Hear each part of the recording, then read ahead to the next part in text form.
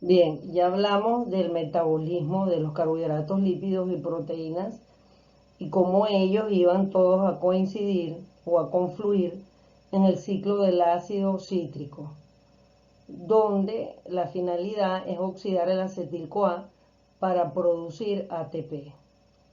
Ahora vamos a ver el proceso de respiración celular, el cual se enlaza con el ciclo del ácido cítrico, puesto que él va a tomar los productos del proceso de oxidación-reducción del ciclo del ácido cítrico, ciclo de Krebs, para producir energía a partir de los productos de procesos de oxidación-reducción del ciclo de Krebs, y es lo que se conoce como respiración celular.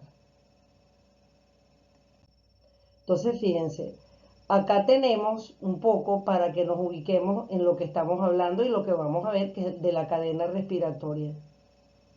Entonces, fíjense, es importante. El ciclo de Krebs, como yo se lo señalé y les hago énfasis, ocurre en la matriz mitocondrial, ¿verdad? Recuerden que el ciclo de Krebs es un proceso de oxidación-reducción donde estamos hablando de un metabolismo aeróbico en células que utilizan el oxígeno para obtener energía. Aquí tenemos lo que vamos a ver ahora, que es la respiración celular, donde ella va a estar definida por el proceso bioquímico de fosforilación oxidativa. ¿Qué es la fosforilación oxidativa? La fosforilación oxidativa, como vamos a ver simplemente, es el proceso mediante el cual se utiliza todos los elementos que se produjeron en la oxidación-reducción de el acetil-CoA para producir ATP y energía. Bien, ahora, esto ocurre en donde en la cresta mitocondrial, ¿ok? En las crestas, o sea, una cosa es la matriz es la parte interna y las crestas son estas estructuras que se ven acá, ¿ok? Allí se encuentran, ¿quiénes se encuentran allí? Se encuentran las cadenas de electrones que van a hacer este proceso de oxidación-reducción, que es lo que llaman la cadena respiratoria. Ella actúa, como vamos a ver, como un proceso de fabricación en serie. O sea, por ejemplo, si ustedes ven, por ejemplo, que producen un producto, por ejemplo, vamos a poner un carrito, ¿verdad? Que van a fabricar un carrito de juguete. Entonces, en una mesa o en una cinta hay unas personas que van a poner, por ejemplo, las ruedas del carro. Hay otras que sobre las ruedas ponen la parte de, digamos, la carcasa del carro, otros pintan una vez que tiene las ruedas y tiene el cuerpo el carro, lo pintan, ¿verdad? Entonces cada quien va a hacer un trabajo para obtener un producto final, por eso se llama cadena respiratoria. Entonces, en cambio, el ciclo de Krebs se va a dedicar simplemente a la utilización del acetil-CoA. Ahora aquí yo se lo comparo desde el punto de vista energético, ¿verdad? ¿Quién produce más energía? ¿Si el ciclo de Krebs o la cadena respiratoria, la fosforilación oxidativa? Entonces, el ciclo, vamos a ver aquí otra cosa también, que yo les mencioné que la fosforilación oxidativa habían de dos maneras y la vamos a ver. Una es la fosforilación oxidativa propiamente dicha, que es la que vamos a ver ahora, donde se produce más energía, y una que es la fosforilación oxidativa de sustrato que ocurre en pasos específicos, ya no en el ciclo de Krebs, sino en el metabolismo de proteínas, lípidos y carbohidratos, como los temas que ya revisamos. Ahora, a nivel energético, vamos a comparar quién produce más energía. Entonces, fíjense, en el ciclo de Krebs se van a producir 2 GTP como paquetes de energía.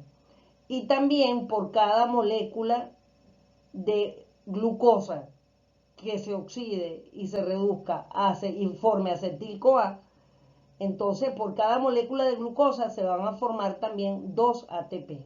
Fíjense, 2 ATP por cada vuelta del ciclo de Krebs, o sea, cada vez que él ocurre.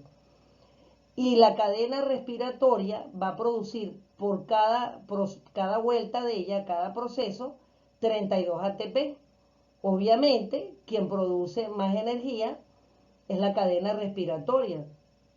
Esto es importante, sí, porque fíjense, si sumamos 32 a los 2 ATP que se producen en el ciclo de Krebs, tendríamos 34 ATP. Ahora, estas no son cifras fijas, eso varían de la condición energética del ser vivo que está sufriendo este proceso. Es decir, por ejemplo, si no es lo mismo la cantidad de ATP que produce un atleta entrenado a que produce una persona que nada más realiza las actividades de la vida diaria. Eso lo vamos a ver más adelante en el tema final de bioquímica, ¿ok? Vamos a enlazar todos estos procesos que estamos viendo de metabolismo con la actividad de la persona y con la ingesta de alimentos. Entonces, fíjense, aquí a la final, ¿qué teníamos? Teníamos todos estos hidrogeniones que están acá, con el oxígeno que se liberó de ¿quién? Se liberó del proceso del ciclo del ácido cítrico. Todos estos, ¿se acuerdan los FAT, los NAT que salían en las láminas del ciclo de Krebs? Bueno, todos estos son los productos de ese proceso del ciclo del ácido cítrico. Finalmente, ellos van a hidrolizarse, que por eso que sale aquí agua, para producir energía ATP. ¿Qué cantidad de ATP por cada vuelta? 32 ATP. Entonces, aquí simplemente les quiero mostrar para que vean que la respiración celular y la cadena respiratoria no es algo fantasioso, es algo que existe, ¿ok? Es algo que está dentro de las células, ¿verdad? Que está en la matriz mitocondrial. Entonces, fíjense, esto que aparecen aquí son estas enzimas. ¿Quiénes son estas enzimas? Estas enzimas son proteínas que están haciendo el papel de enzima, es decir, ellas son unas proteínas que están acá para ellas llevar a cabo la oxidación y la reducción de los hidrogeniones, que son estos dos H+, que estamos viendo aquí. ¿De dónde vienen estos H+? Estos H+ vienen de los procesos que vimos en el ciclo de Krebs. ¿Se acuerdan? Cuando se oxidaba un carbono, por ejemplo, de 6 a 5 carbonos a 4 carbonos, todos esos electrones libres no se pierden, son llevados y captados por esta cadena respiratoria. Estas proteínas lo captan y los van reduciendo. Aquí lo vemos, por ejemplo, con un electrón, va ganando un electrón. O sea, un proceso de oxidación y reducción. Esto que sale aquí, simplemente para ubicarnos en la célula, en donde está ocurriendo esto, ¿verdad? Esta es la membrana interna de la célula. Esto que aparece aquí, estos son los lípidos, que eso es parte de la capa de la membrana celular, que no vienen al caso porque no es el tema que estamos viendo, pero para que entiendan el dibujo, ¿verdad? Esta es la membrana interna, esta es la matriz y este es el espacio intermembrana. Es decir, entre la membrana externa y la membrana interna. No confundir con el espacio intersticial que vimos en otro momento. Entonces, esta es la cadena respiratoria, viéndola en físico, y vemos cómo ella lleva a cabo su proceso de producir ADP a ATP. Este proceso de ADP a ATP es un proceso también de fosforilación. Entonces, fíjense, para que quedemos claros en qué consiste esa fosforilación oxidativa, ella va a agarrar la glucosa, va a agarrar las proteínas nosotros sabíamos cuando vimos proteólisis que se degradaban aminoácidos para producir finalmente glucosa a través de piruvato, ¿verdad?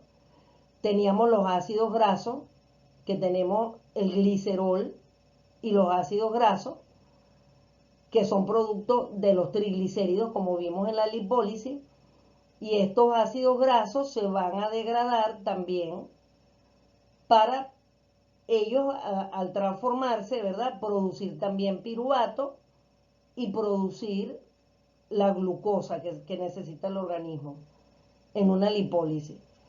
Acá lo que estamos señalando entonces es cómo las proteínas, glucosa y ácidos grasos, a través de la fosforilación oxidativa, es decir, la fosforilación oxidativa que hizo, ella agarró, cada una de las sustancias que se produjeron en el ciclo de Krebs y va a producir, va a ensamblar ATP, ATP, ATP, ATP, como están viendo.